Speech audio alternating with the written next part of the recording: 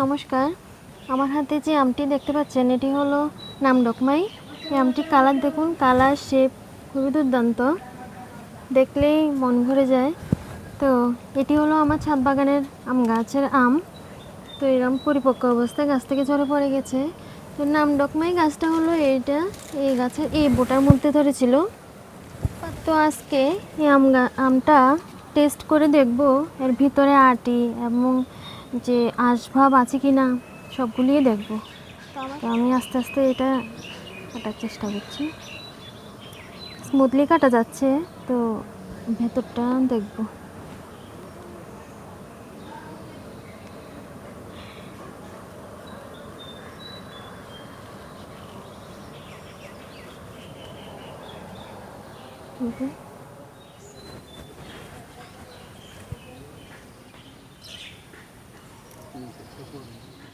এখন দেখব খেয়ে আমটার স্বাদ কেমন।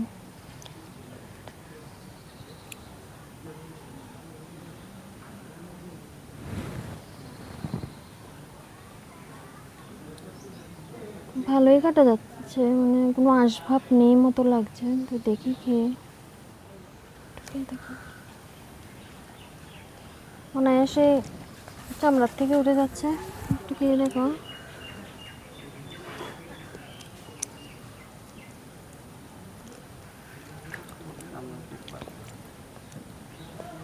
চামড়া একেবারেই পাতলা।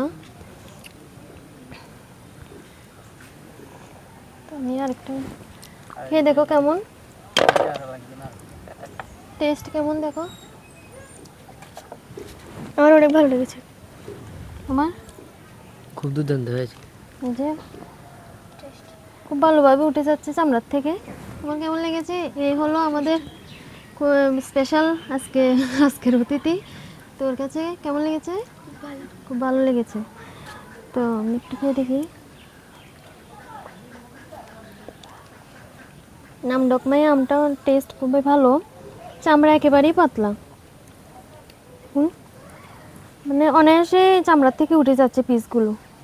তো আঁশভাব তেমন নেই, নিচের দিকে একটু হালকা, এটা চলে। আর ভিতরে মাঝখানে জায়গাটার মধ্যে কোনো আঁশভাবে নেই। দেখতে ভালোই লাগছে। যদি মিষ্টির পরিমাণটা যদি হিসাব করি, তাহলে 10-এর মধ্যে কত দেবে তুমি? 10। তুমি? আমি মানে বলতে গেলে মানে 9.5 আর কি।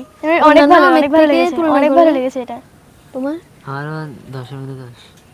তাহলে অনেক ভালো দুজনে লেগেছে। বলেছে 10-এর মধ্যে 10, ও বলেছে 9.5। তো না আমের সঙ্গে তুলনা করলে মোটামুটি ভালোই, বা সব কিছুই মোটামুটি ভালোই। একটু রসভাবও রয়েছে, সব কিছু মিলিয়ে ভালোই নামডকমাই আমটি। তো আপনারা চাইলে আপনাদের বাড়িতে এরকম টবে বা এরকম কোনো জায়গার মধ্যে নামডকমাই আম গাছ লাগিয়ে অবশ্যই আম খেতে পারেন। নমস্কার।